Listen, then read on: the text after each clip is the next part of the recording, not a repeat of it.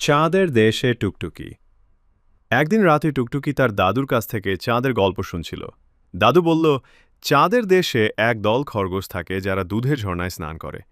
টুকটুকি মুগ্ধ হয়ে বলল, আমি যদি ওখানে যেতে পারতাম।